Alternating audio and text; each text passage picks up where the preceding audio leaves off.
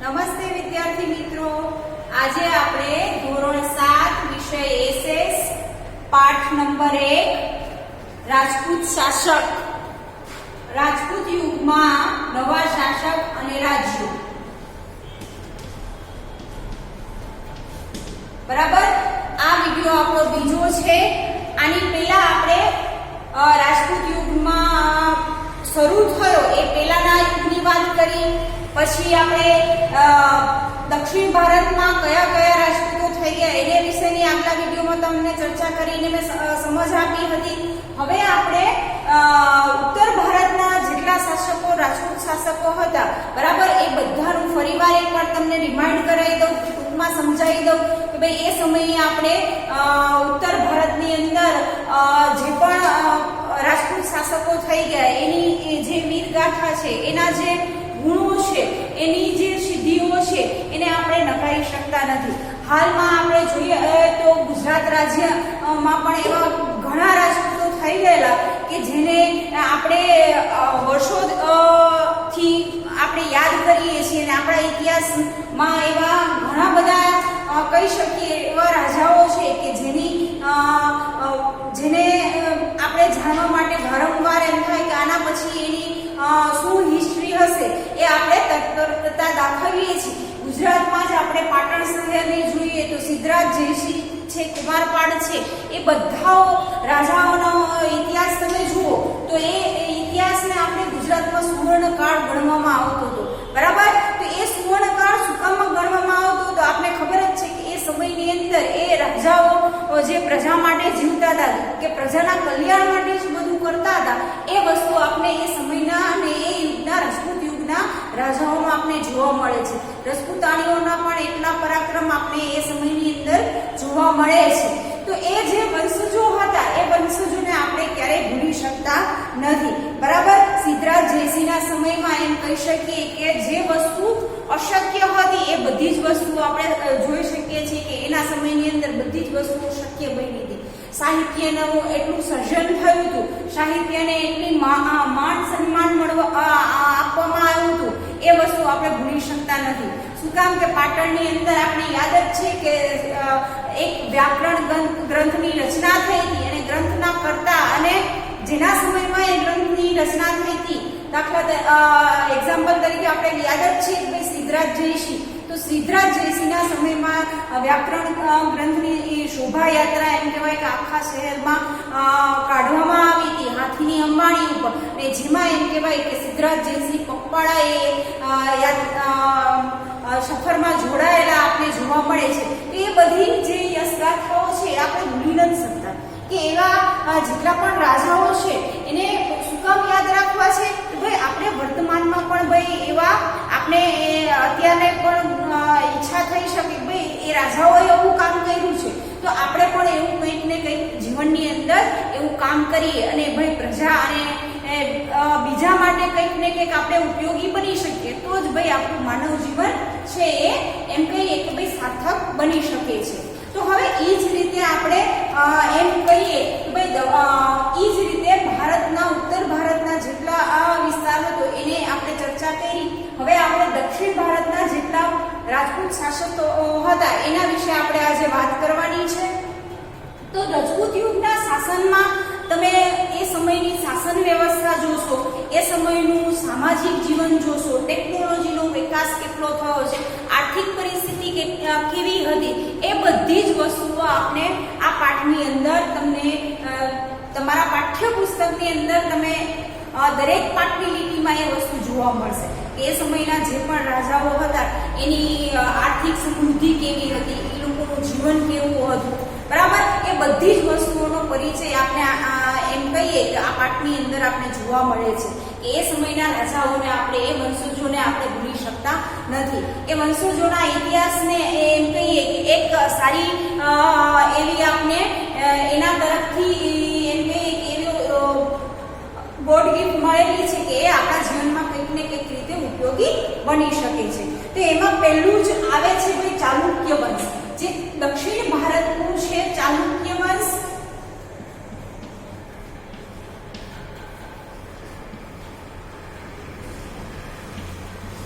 બરાબર, ચાલુક્ય વંશ છે એ નર્મદા નદીનો કિનારો, બરાબર, નર્મદા નદીનો જે કિનારો છે, જે નીચેનો ભાગ છે, ત્યાંથી એમ કહેવાય કે ચાલુક્ય વંશની વિસ્તાર શરૂ થાય છે અને પુલકેશી બીજો છે ચાલુક્ય વંશનો એ સમયનો રાજા હતો અને આપણે એ રાજાને પણ ભૂલી શકતા નથી. શું કામ?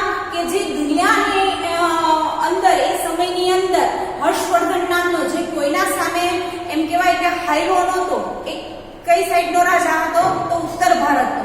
એ જ્યારે આમની ચાલુક્ય વંશના રાજા પુલકેશી બીજા સામે યુદ્ધની અંદર હારે છે, તો એ વસ્તુ પણ એક ઇતિહાસની નોંધપાત્ર ઘટના છે, બરાબર. તો એ ઘટનાને પણ આપણે ભૂલી નથી શકતા કે બે પરાક્રમી શક્તિશાળી રાજાઓ વચ્ચે નર્મદા નદીના કિનારા ઉપર એમ કહેવાય કે યુદ્ધ થયું હતું ને એમાં હર્ષવર્ધનનો પરાજય થયો, એ વસ્તુ આપણે ભૂલી શકતા નથી. તો એની સાથે સાથે ભાઈ પુલકેશી બીજાની પણ યશગાથા એવી જ છે. એના તમે રાજપાટના જે નિયમો છે, એની જે રહેણી કેણી છે, એના જે સિદ્ધાંતો છે, એ બધી જ વસ્તુઓ આપણા ઇતિહાસની અંદર એમ કહી શકીએ કે ભાઈ નોંધપાત્ર આપણે મળેલી છે. એમાં વાતાપી છે, બરાબર, એ પણ એની આપણે કહી શકીએ કે મેન જગ્યા, બરાબર, એ જગ્યા ઉપરથી એમ કહેવાય કે એ પોતાનો વહીવટ કરતો હતો. અને ખાસ કરીને આપણે ખ્યાલ જ છે કે દક્ષિણ ભારતની નદીઓમાં, બરાબર, સૌથી કૃષ્ણા અને તુંગભદ્રા નદીઓ છે, આ નદીઓનો હંમેશા એમ કહેવાય કે એ દક્ષિણ ભારતની મોટામાં મોટી નદીઓ આપણે ઓળખીએ છીએ. અને આ નદીઓના કિનારે જ એમ કહેવાય કે મોટા ભાગના પહેલાના સમયમાં આપણે ખબર જ છે કે પ્રાથમિક જરૂરિયાત આપણી ખોરાક, પાણી અને રહેઠાણ છે. તો પાણી જે એ જગ્યાએ આસાનીથી મળતું હતું, એ જગ્યાએ એમ કહેવાય કે લોકો વસવાટ કરવાનું વધારે પસંદ કરતા હતા, બરાબર. તો એ જ રીતે આ ચાલુક્ય વંશમાં પણ ભાઈ પુલકેશી બીજો છે, એ ધીમે ધીમે એમ કહેવાય કે આ નદી કિનારાના આસપાસના જેટલા પણ વિસ્તારો છે એ જીતતો ગયો અને આખું એમ કહેવાય કે દક્ષિણ ભારત એમના સત્તા નીચે હતું એવું આપણે કહી શકીએ છીએ. પછી એમાં આવે છે કલ્યાણી. પછીનો ટોપિક આવે છે ભાઈ ચાલુક્ય વંશની અંદર કલ્યાણી, વેગીના, વૈષ્ણવ, બરાબર, આ બધા જ એવા મહત્વના સાહિત્ય એ સમયે થયેલું હતું. પછી કીર્તિવર્મા, પુલકેશી બીજો, એ હર્ષવર્ધન, આ બેયને પુલકેશી બીજો અને હર્ષવર્ધન, તો ભાઈ હર્ષવર્ધન માટે પરમેશ્વર એવું બિરુદ આપવામાં આવ્યું હતું અને પુલકેશી બીજા માટે ભાઈ પરમ ભગત ના નામે એમ કહેવાય કે એ સમયની અંદર બે લોકોને અલગ અલગ રીતે ઓળખવામાં આવતા હતા, હર્ષવર્ધનને અને પુલકેશી બીજાને. તો એ વસ્તુ પણ આપણે ભૂલી શકતા નથી. શું કામ? કે ભાઈ પુલકેશી બીજો જેટલો શક્તિશાળી હતો, સામે હર્ષવર્ધન પણ એટલો જ શક્તિશાળી હતો. અને આપણે ખબર જ છે કે ઇતિહાસની અંદર અહીંયા તમારી પાઠ્યપુસ્તકની અંદર તો બહુ ઓછા રાજાઓ એમ કહીએ કે ભાઈ બહુ ઓછી સંખ્યામાં રાજાઓની ગણતરી કરીને આપણે આપેલું છે, પણ એવા અસંખ્ય લોકો છે, એવા અસંખ્ય રાજાઓ છે કે જે કદાચ આપણી નોંધ પોથીમાં નથી, પણ એવા પરાક્રમી, એટલા હોશિયાર અને એ બધી જ વસ્તુમાં નિપુણ હોય એવા ઘણા બધા આપણે ઇતિહાસના ઘણા બધા એવા પુસ્તકો છે, એની અંદર એ બધી જ માહિતી આપણે મળે છે. અને એ માહિતી પુરવાર કરે છે કે વર્તમાનમાં તમારે કઈ રીતે જીવવું જોઈએ. તો આ વસ્તુ આપણે ક્યારેય નકારી શકતા નથી. શું કામ? કે હર્ષવર્ધન જેટલો દાનવીર હતો, બરાબર, આપણે ખબર જ છે કે એને પોતાની દિનચર્યા 3 વિભાગમાં વહેંચેલી હતી. પ્રજાના કલ્યાણ માટેનું પહેલું સ્થાન હતું, બરાબર. એ દાન આપવામાં પણ ક્યારેય એમ કહેવાય કે પાછી પાની નહોતો કરતો. તો એ જ વસ્તુ એમ કહેવાય કે પુલકેશી બીજામાં પણ આપણે એટલી સરળતાથી જોવા મળે છે. આપણે એ વસ્તુ પણ ઇતિહાસના આપણી ઘણા બધા સ્મારકો છે, બરાબર. આપણે ગુજરાતની અંદર રાણી ઉદયમતીને નથી ભૂલી શકતા. શું કામ? કે 2014માં આપણે ખ્યાલ જ છે કે રાણી કી વાવને હેરિટેજ તરીકે સ્વીકારવામાં આવી છે. તો એ સમયની એ બધી વસ્તુઓ શું છે, આપણે શું બતાવે છે? ભાઈ એ રાણી કી વાવ શું કામ બનાવી હશે? હે, આપણે ઘણા એવા મહેલો જોઈએ છે, ભાઈ એ મહેલો શું કામ બનાવ્યા હશે? એ તળાવો શું કામ બનાવ્યા હશે? માલવાનું તળાવ, એ પણ આપણે ભૂલી નથી શકતા, બરાબર. તો એ બધું શું કામ બનાવવામાં આવ્યું હશે? આપણે ખ્યાલ જ છે કે પહેલાના સમયની અંદર પ્રજાને ને પહેલું મહત્વ આપવામાં આવતું હતું અને પ્રજાના કલ્યાણ માટે એટલે કે ભાઈ પ્રજાને ઉપયોગી થઈ શકે એવી બધી જ વસ્તુઓ એ સમયની અંદર એ રાજપૂત શાસનના એમ કહેવાય કે રાજાઓનો ભાઈ પહેલો ઉદ્દેશ્ય હતો કે ભાઈ પ્રજાને સારી રીતે બધી જ વસ્તુઓ મળી રહે અને પ્રજા સુખી રહેશે તો ભાઈ આપણે સુખી રહેશું, બરાબર.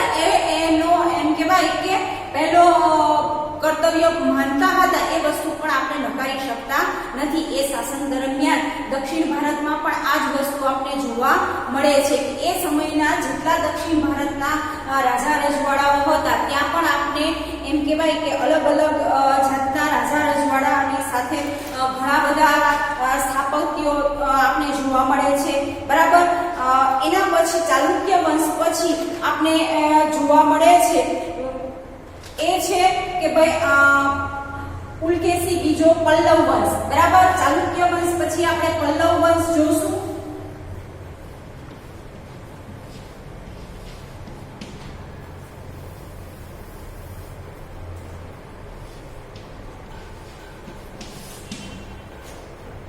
હવે પલ્લવ વંશ છે એ પલ્લવ વંશ હાલનું એમ કહેવાય કે આંધ્રપ્રદેશ, બરાબર, કૃષ્ણા અને તુંગભદ્રા નદીના કિનારે આવેલું છે.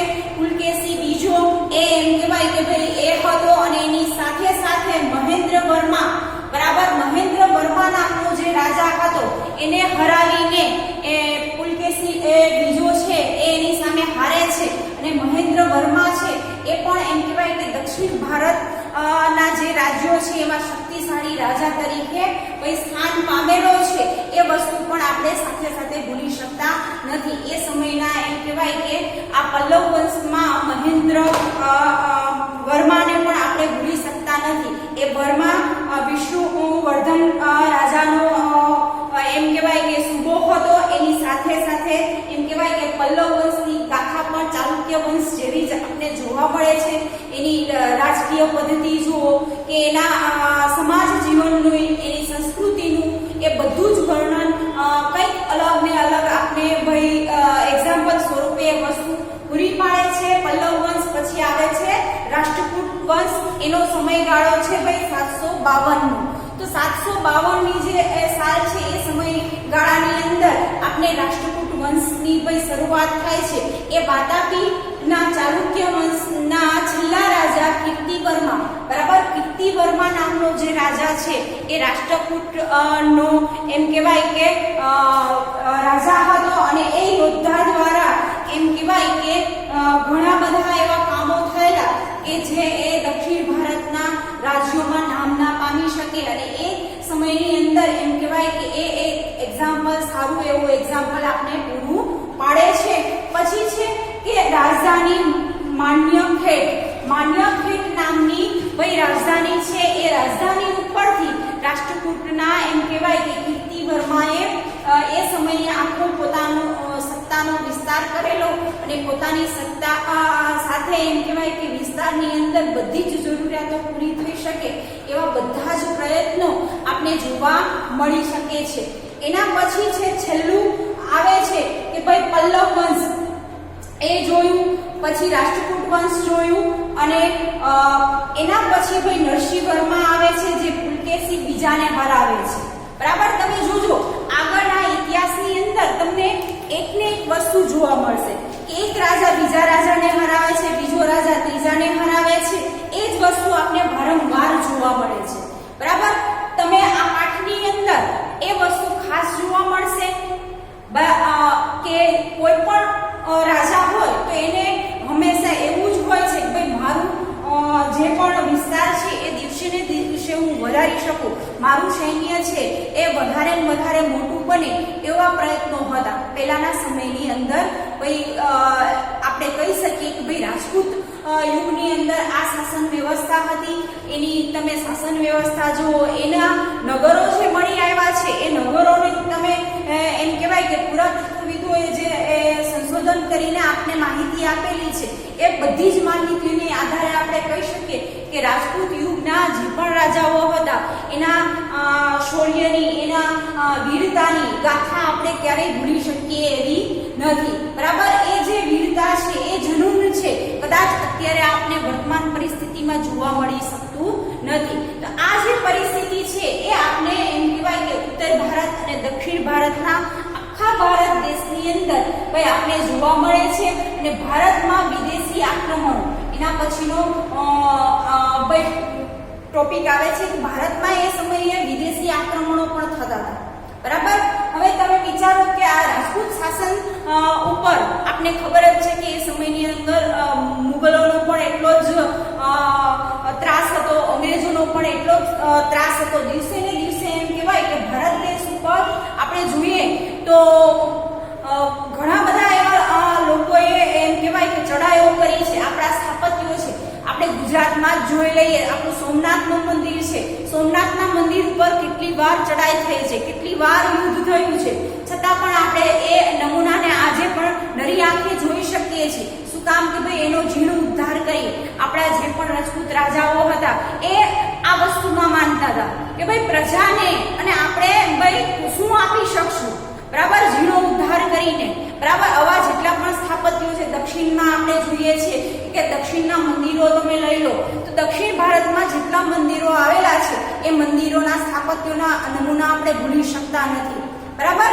શું કામ કે દક્ષિણ ભારતનું મીનાક્ષી મંદિર લઈ લો તો મીનાક્ષી મંદિર પણ અત્યારે એક બેનામ નમૂનો છે. તમે વિચાર કરો કે બહુ જૂનામાં જૂનું સ્થાપત્ય છે. પછી આપણે ભાઈ ગુજરાતની અંદર રહીએ છીએ તો ગુજરાતમાં સૂર્ય મંદિર, મોઢેરાનું સૂર્ય મંદિરને ભૂલી નથી શકતા. બરાબર. તો એ વર્ષો જૂના જે પણ સ્થાપત્યો છે એ સ્થાપત્યો નમૂનાઓ છે એ જે પણ આપને મળેલું છે એ એમ કહેવાય કે આ યુગના રાજાઓની એક અમૂલ્ય ભેટ છે. બરાબર. કે એ સ્થાપત્યો આટલા વર્ષ પૂર્વે પણ એમ કહેવાય કે અડીખમ આપણી સમક્ષ ઊભા છે. બરાબર. રાજપૂત યુગની સાથે સાથે એમ કહેવાય કે ભારતમાં જેટલા પણ વિદેશી લોકો આવ્યા હતા, જેટલી વાર પણ આક્રમણો થયા, તો એ વસ્તુ ભાઈ આપણે ખ્યાલ જ છે કે આપણા ઇતિહાસની અંદર વર્ષો સુધી ચાલ્યું. અને અત્યારે આપણે આઝાદીનો શ્વાસ લઈએ છીએ તો ભાઈ એ એમ કહેવાય કે એવા અગણિત રાજાઓ છે કે એ રાજાઓના બલિદાન, ત્યાગ અને પરાક્રમના કારણે આપણે અત્યારે સ્વતંત્રતા અનુભવી રહ્યા છીએ. એ સ્વતંત્રતા સાથે જીવી રહ્યા છીએ. બરાબર. આ પાઠની અંદર આટલી જ વસ્તુ આપણે સમજવાની છે. પાઠ્યપુસ્તકની પાછળ તમને સ્વાધ્યાય આપેલું છે. બરાબર. જેને પણ આ નવું પાઠ્યપુસ્તક છે એટલે ખાસ તમારે પાઠ્યપુસ્તક વસાવી લેવાનું છે. અને પાઠની પાછળ સ્વાધ્યાય આપેલું છે એ તમારી નોટમાં ઘરે CW ની નોટમાં લખવાનું છે. એ ઉપરાંત અહીંથી અમે A4 સાઇઝના પેજમાં દરેક પાઠની વર્કશીટ આપવામાં આવશે. એ વર્કશીટ પણ સારા અક્ષરે A4 સાઇઝના કાગળમાં તમારે લખવાની છે અને ભાઈ પરત જમા કરાવવાની છે. આ ફરજિયાત આપણે ઘરે બેસી અને આ વસ્તુ આપણે કમ્પ્લીટ પૂરી જ કરવાની છે. બરાબર. એટલે તમારું ભણવાનું જે છે એ આસાનીથી તમને યાદ રહી શકે. અહીંયા મેં સમજ આપી દીધી છે. ઘરે તમે પાઠ એકવાર, બે વાર તમને ના સમજાય તો વાંચજો અને બને ત્યાં સુધી એવો જ પ્રયત્ન કરજો કે પાઠ્યપુસ્તકમાંથી તમે પ્રશ્નોના જવાબ છે શોધીને લખજો એટલે તમને બધું જ આસાનીથી યાદ રહી જશે. Thank you.